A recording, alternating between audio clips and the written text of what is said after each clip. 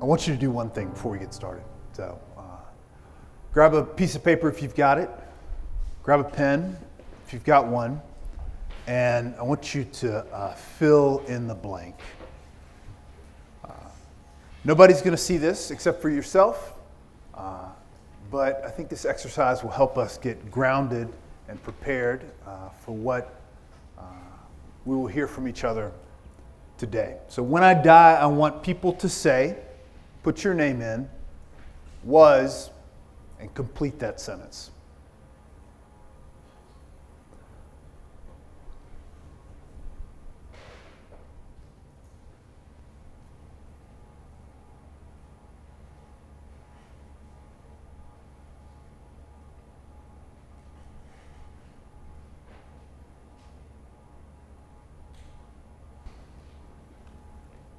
All right, fold up your paper, stick it in your coat pocket, in your bag, in a notebook somewhere. Set that aside for a second. Again, no need to share it with anybody, but you're free to if you'd like.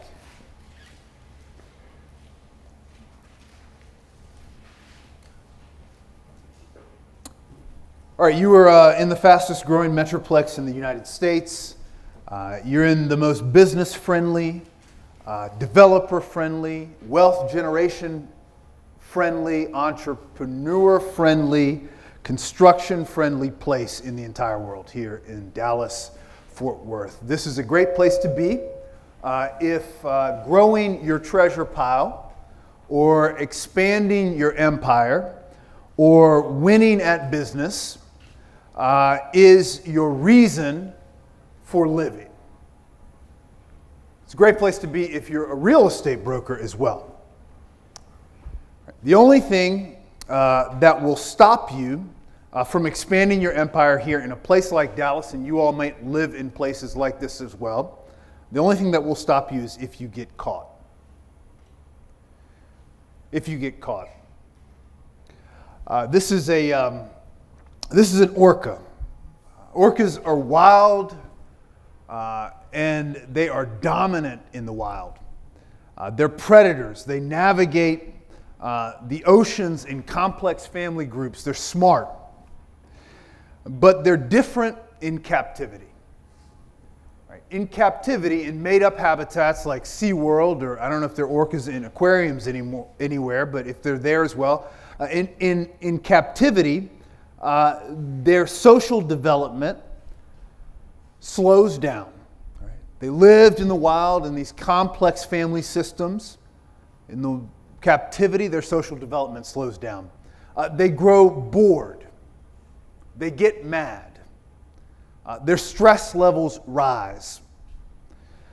They become worse parents. Their big dorsal fin gets limp. So there's physical changes that happen to their body, to their bodies in the wild. And they also harm themselves in captivity as well. They do things that are not in their best interests. In captivity, orcas become objects that are acted upon. They lose touch with their inner life, their essence. You might even say their soul. They lose touch with their instincts. And the monotony of life in a concrete tank quenches their spirit. They stop caring in captivity. They're alive, but not really. So our challenge as humans in this world is not settling for life in a concrete tank. Which is why I want to talk to you all about your funeral. Funerals are the one thing that we don't share in common. We don't have in common. And when I say that, I mean you all as real estate brokers and me as a pastor, funerals are one thing that we do not share in common. Like you, I'm an entrepreneur. All right, I started a church from scratch. We start social enterprise ministries on a monthly basis. at the church I serve now. Like you, I manage people. We've got 104 people on staff at our church that are part-time, full-time, plus another 50 that are seasonal. I track finances just like you. I manage a $10 million a year budget. We've got a $40 million foundation that's attached to the church as well. Like you, I'm a marketer. All right, we got four and a half full-time people that just do communications at our church. Every single day, I work with them to get the right word, find the right image, so that we can tell the story we want to tell. All right, like you, I'm a storyteller. You all tell a story. You all tell a future story to clients, right, about why a home or a neighborhood is perfect for them. That's what you're doing. Like when you take them into a home and show them a home or drive through a neighborhood, you're telling a future story. So you're a storyteller. I do the same thing on a regular basis. I tell a story about how God wants to transform people and transform this world using individuals, using people, regular old folks.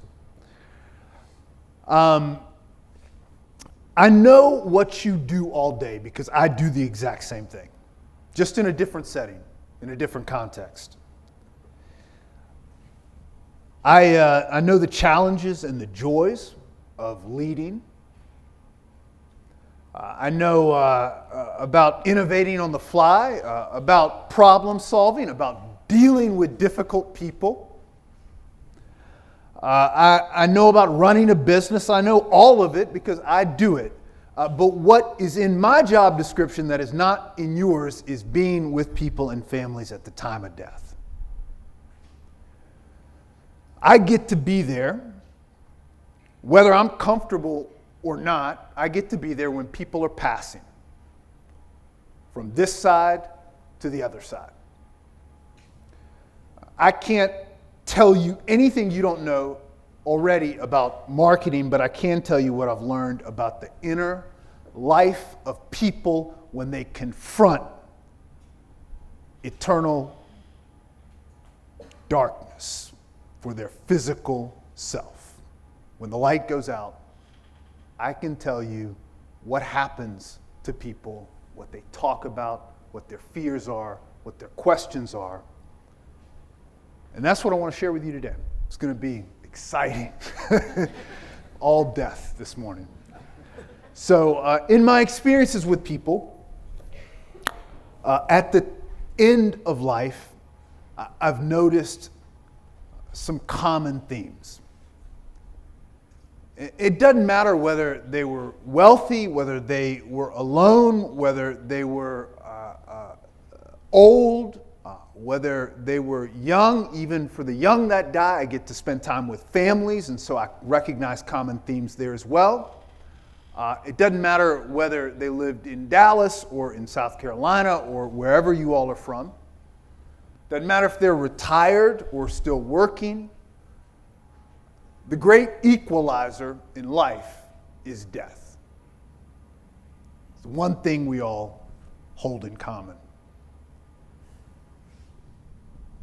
So I want to just lift up to you some common things that I hear.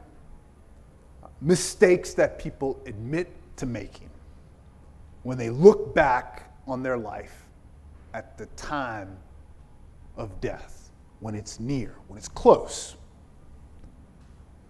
I am an expert on this matter.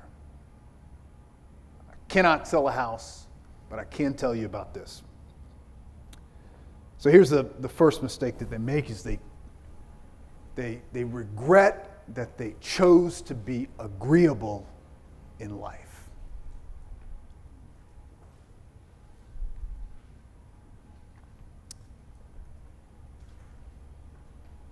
They went with the flow.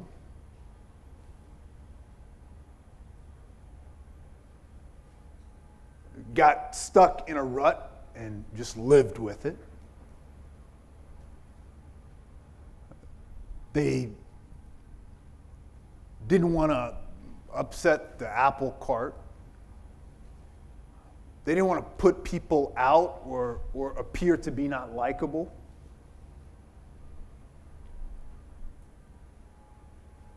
They didn't want to risk something that they should have.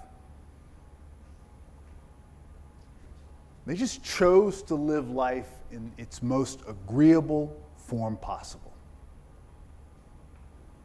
Upsetting no one, loving well and loving hard, but behind in their journey were dreams they didn't chase, possibilities that they dismissed, relationships that they wished they had chased after, forgiveness that they wished they'd offered. They chose to be agreeable. Second regret that I hear, or mistake that people make, is that they confused a vision with an idea. They confused visions with ideas. All right, and I think this is differentiating between these two is why you all are here. Anybody can come up with a great idea. Catching a vision is a little bit harder. So I want to talk to you about the difference between visions and ideas, so that you might be on the lookout for what is inspired and what's just ordinary. All right. Life is littered with good ideas that people thought were visions. So here are the differences between a vision and an idea. The first is that a vision is born from prayer and also from pain. All right, ideas, they usually come from boredom and unemployment. Underemployment, I should have said.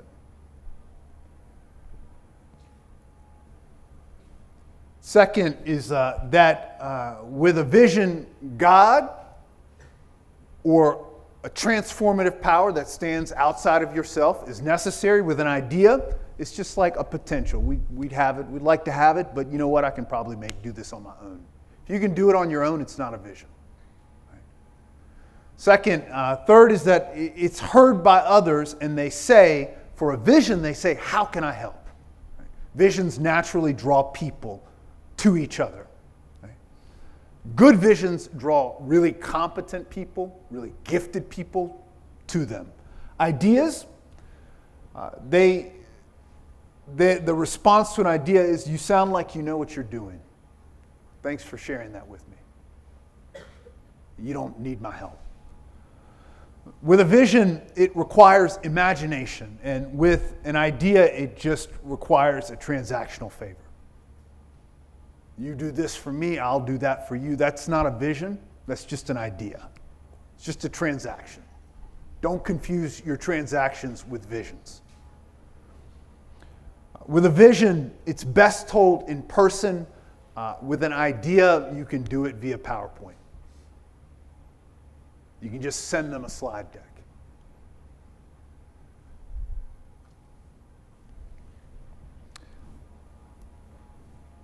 I will, sorry, I'm going in the wrong direction now. I will share these with you all if y'all want to. This is something I wrote for another project I was on, so I can send it to Brad if you want to, unless y'all have already captured that or if you have taken pictures there. So, people at the end of life regret mistaking visions or ideas for visions. Right? Number 3,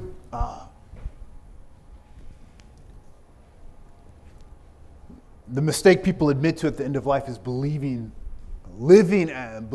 like you got this all by yourself, living a life as if you can do this without other people. I think about this parable that was told by this Lithuanian rabbi, and I want to share it with you now. There's a man that walks into a packed dining hall, and it's filled with delicious food. But everyone in that dining hall is miserable and they're starving. And the spoons that they are required to use, this is the reason they're miserable and starving, the spoons that they are required to use are so long that they can't bring the food to their mouths. Extra long spoons, so long, even in a dining room full of delicious food, they can't eat it. Everyone tells the man when they see him, "This is hell." And so this man that walked into that packed dining hall is then ushered to another dining room where the same setup is waiting for him. But this time, all the people are happy and they're smiling. They're not miserable and starving. The only difference between those two dining rooms is that in the second dining room, they're all feeding one another. The extra long spoons are used to reach across the table and feed someone else. Believing that you got this or you can do it all by yourself is the equivalent of dining with a spoon that is extra long. We were made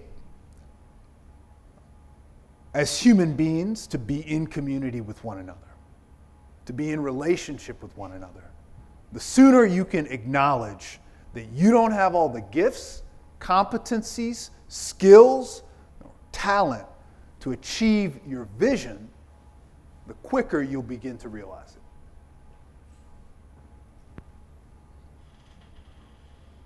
I tend to avoid anybody that says I'm a lone ranger. You know, they say it with pride, like, yeah, I'm alone. I like to work by myself. I pretty much like to get things done on my own. You know, I'm a lone ranger. Lone rangers are mercenaries. I tend to avoid lone rangers. The minute they tell me that, I move on. They're dangerous because they are only accountable to themselves and nobody else. They tend to wreck, well, Brad's been cursing, so I'll just keep doing it. They tend to wreck shit. That's not to say if you're a single, what were you calling them, Brad earlier? If you're an agent that is just sold all by yourself. Not to say that you should immediately join and create a team and form a company. That's not what I'm saying here. I'm saying if you're working alone and by yourself, then ask for help.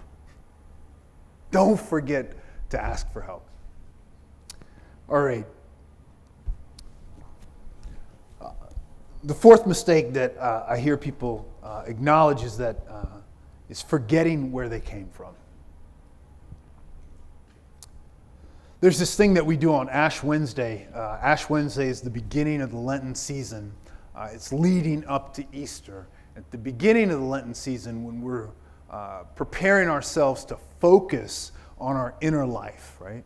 And to acknowledge the ways in which we alone can't fulfill our destiny, our will, to acknowledge the lack of peace that is within us, we get some oil and we get ashes. And we take oil and we dip it we put it into the ashes. These black ashes are there. They're just dust, right? And people come forward in church up to me, and I'll take those black ashes with my finger, and I'll get my finger dirty with the black ashes, and they'll reach out with their foreheads. And as I put the sign of the cross on their forehead, what we say is, you came from dust, and to dust you shall return.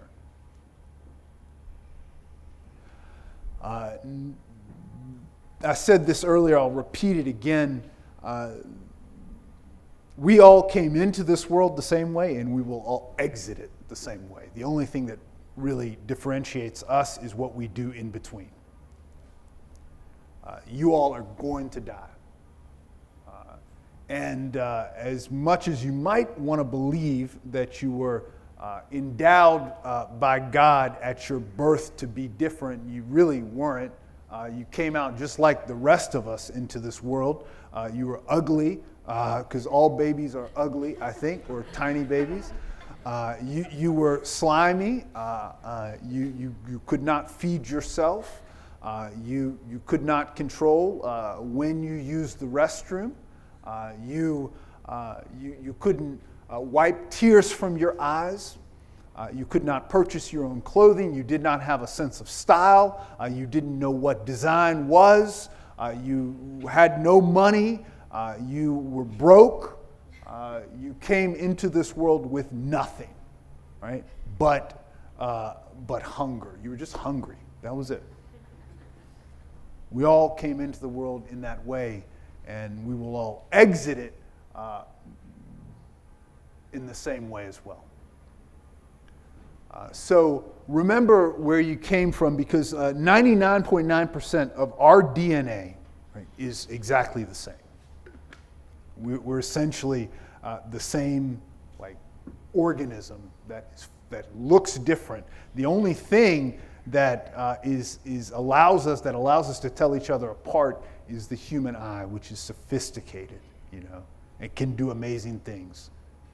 We can, even between identical twins, we can pick out the difference, right? That's the human eye can catch those discrepancies in the ways that people look. But without the human eye, we would all look exactly the same, right? If we didn't have the power of these human eyes, we would all look the same.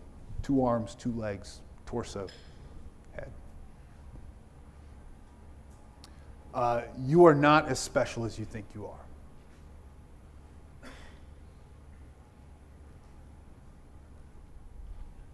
From dust you came, and to dust you shall return. Fifth mistake that I hear people acknowledge is confusing pain with suffering. They're not the same thing.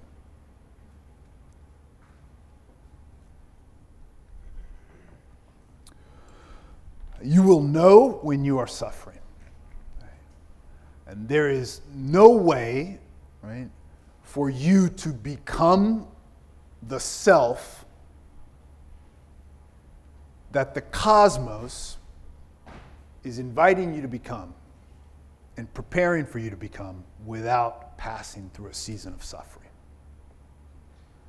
This shows up in the Bible all over the place. It's oftentimes referred to as darkness. Jonah jumped into a whale and passed through a season of suffering and separation from other people because he was trying to avoid his destiny, avoid the call that God put on his life. And so he jumped into the ocean, got swallowed up by a whale. Being on the inside of a whale sounds like suffering to me. Jesus was baptized. The very first thing that happened after he was baptized was that he went into the wilderness for 40 days of suffering, hunger, met the devil, tempted to escape from that suffering. But there was no way for Jesus to fulfill his ministry without passing through a season of suffering. Israelites escaped from bondage in Egypt, and their destiny was to go to the promised land. But first, they had to wander for 40 years suffering in the wilderness. So, suffering, nobody chases after it. It comes to you. Doing something dumb and busting up your leg is not suffering, right? That's pain. Suffering is equated with wilderness, absence, longing, scarcity. Suffering is when you don't know if you will make it to the next day, or the next week, or the next month. Again, suffering is not something that you can go out and find and experience. Suffering is not like getting a ticket to Carowinds or Six Flags, It will come to you and find you when you are ready to acknowledge that it's present. So the sixth one is delaying inner peace to chase prosperity.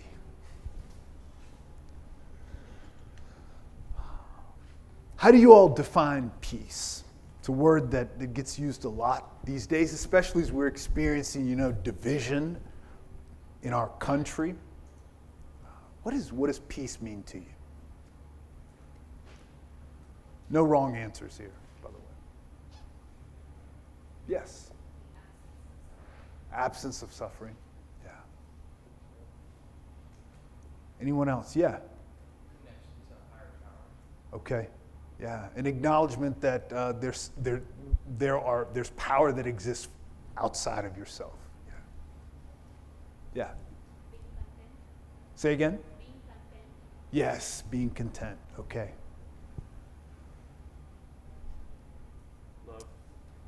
Love. Yeah.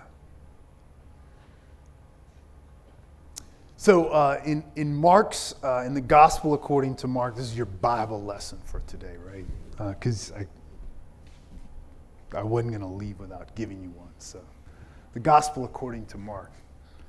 Jesus says something in the 8th chapter that is always surprising to me when I read the 8th chapter of Mark's Gospel. Jesus says in the 8th chapter that if you want to save your life, you first have to lose it. And it's interesting to me not because it's necessary for us to lose our life to save it, but it's just the word save, the way it appears in that verse in the 8th chapter of Mark's Gospel always catches me off guard. So that word save does not mean rescue from danger, right? It doesn't mean protect your life. It doesn't mean, it doesn't even mean peace exactly, inner peace. It means, that word in the Greek means integrity. Right? So to save your life, to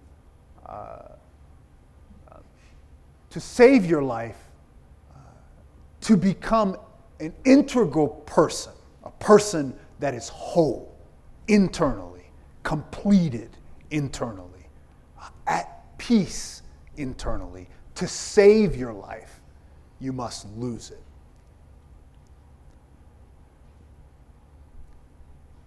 So, have you ever met people that seem a little bit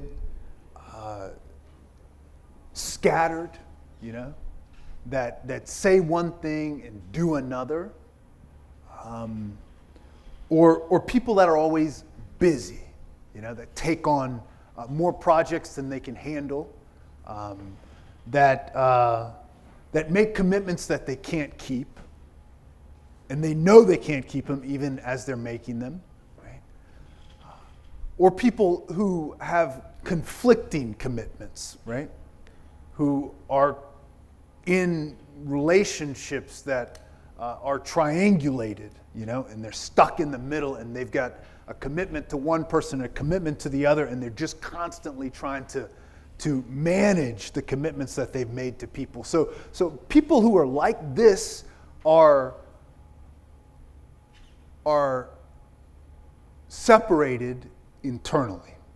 They're in essence two different people. They've got they lack integrity or wholeness in their inner self. Now, I say people like this, but that's actually us, right? That's all of us.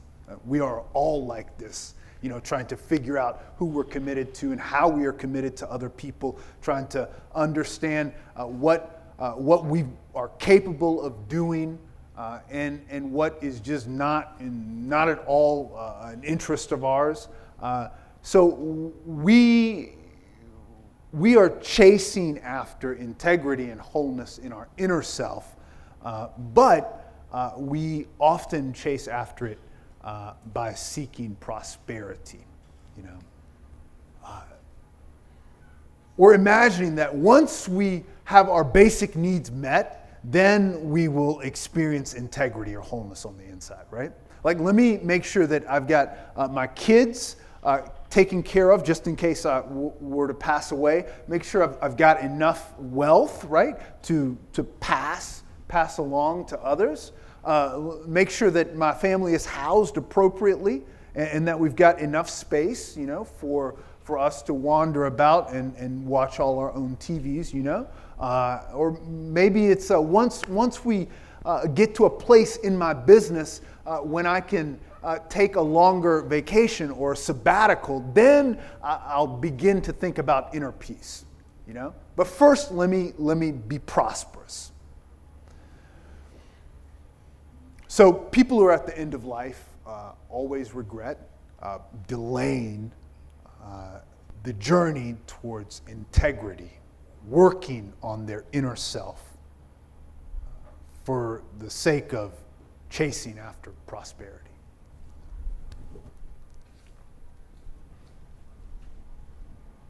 This is the last one. Last mistake is assuming that you'll live to see all the results. Assuming that you'll live to see all the results. So I'm counting on y'all. The whole creation is counting on you all. I believe in the power of capitalism to solve problems and to encourage the flourishing of all of God's human family.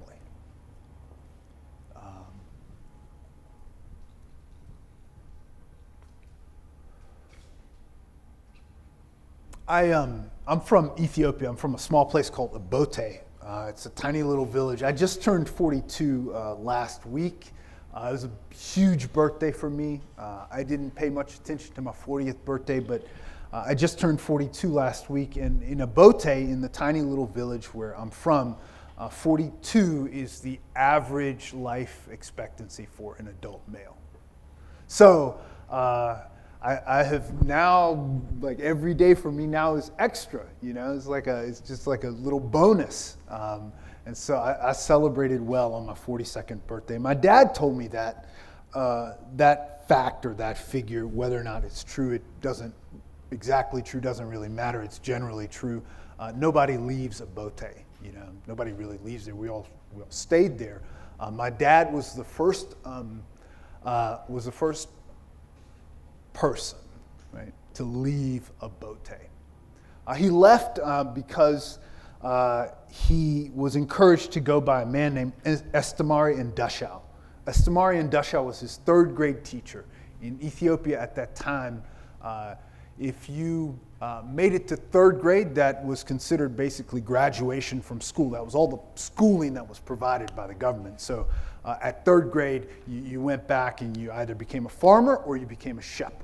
Right? So my dad was a shepherd boy, and he assumed at the end of third grade that's what he would do next, was he'd just go back to being a shepherd. Estamari Ndashau, his teacher in the third grade there in Obote in western Ethiopia, up in the highlands where the world's best coffee is grown. It's actually the birthplace of coffee as well. Estamari Ndashau pulled him aside at the end of third grade and said, you should continue to go to school. And my dad looked at him like he was like crazy, like, well, I want to. He was eager to learn and just absorb knowledge, but there was nowhere to go. And Estamari Ndashau said, I want you to go to a mission school in Dumbidolo, 160 kilometers from Obote, all right, which is crazy, right? Because my dad was in third grade, which I think they're like, 7, 8, something like that.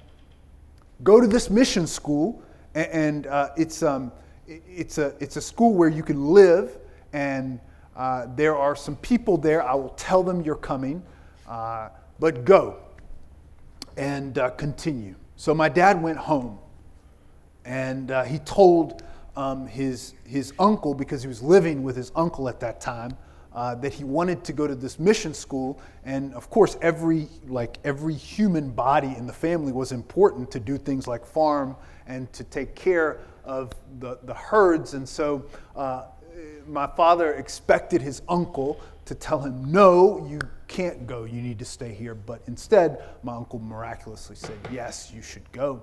And so my dad went back to Astamari Dasha, said, my uncle has allowed me to go, but I have no money. What am I to do? And Astamari Dasha gave him 3 birr, which is a birr is like an Ethiopian dollar. Gave him 3 birr. It was like, this is what I've got. Take this, and I want you to go. So my dad got together. One other boy from his class was also encouraged to go. So the 2 of them at 7 years old walked 160 kilometers to get to this mission school through the Ethiopian savannah, right?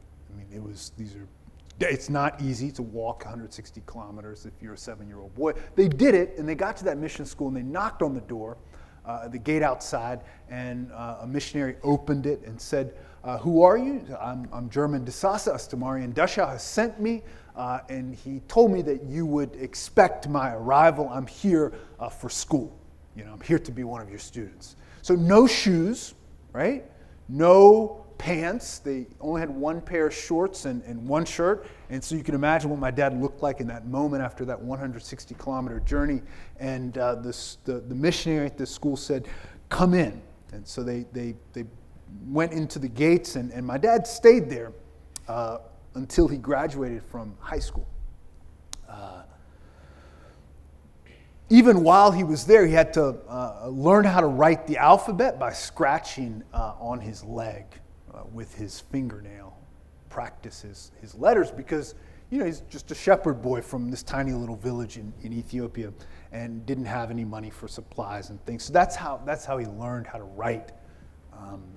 Even today, my dad's got the best handwriting in like the whole world. He's so careful about how he writes. So he left there, and then he went to Kansas.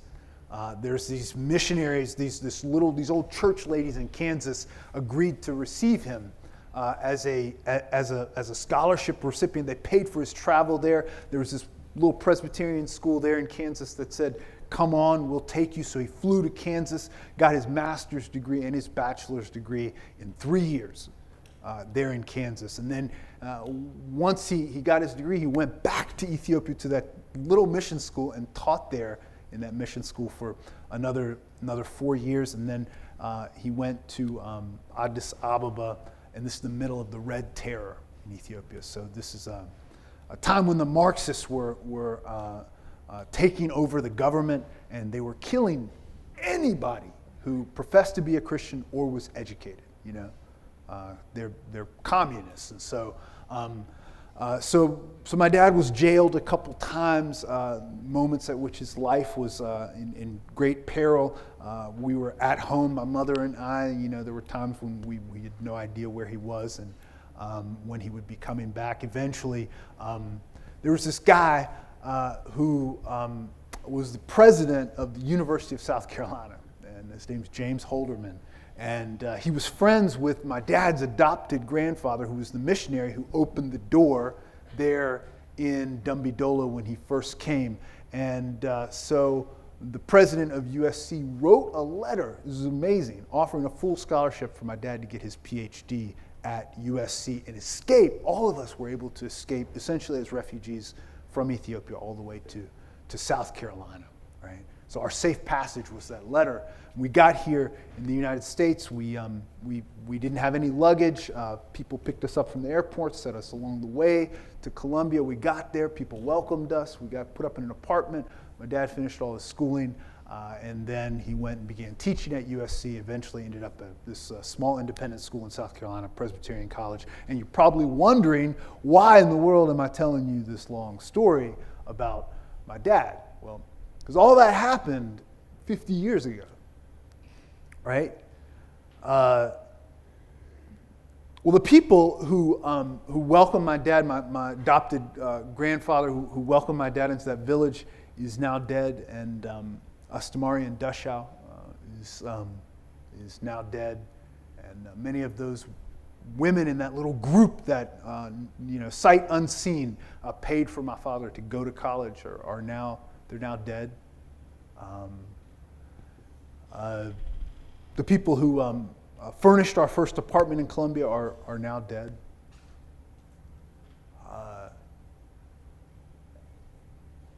They never got to see what came of their gifts and their hospitality and their welcome and their sacrifice. I've got 3 younger brothers now. I'm pastor of a church here in Dallas.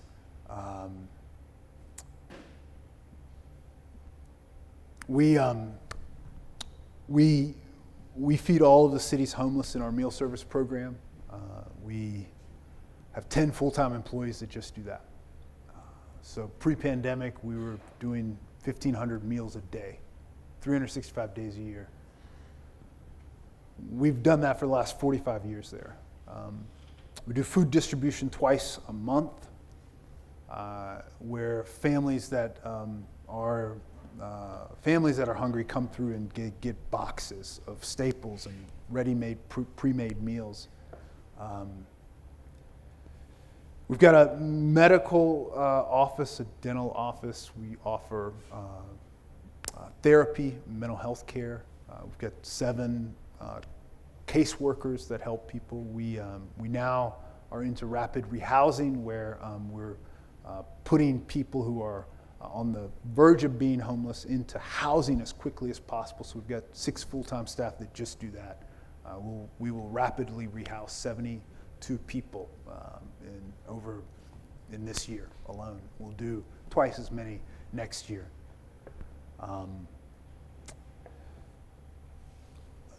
The people who furnished our apartment and sent my dad off to missionary school, they don't get to see all this,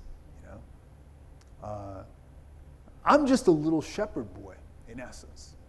That's where my roots are from, sitting on the side of hills and looking at goats and counting as time passes.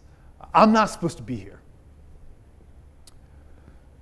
But if not for the small, seemingly insignificant sacrifices that people made for a family that they didn't know, if not for them, I certainly wouldn't be standing here with you on this day. And there wouldn't be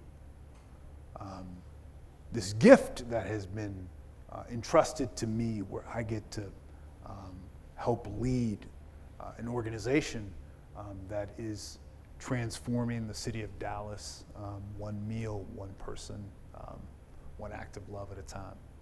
So you will probably not ever know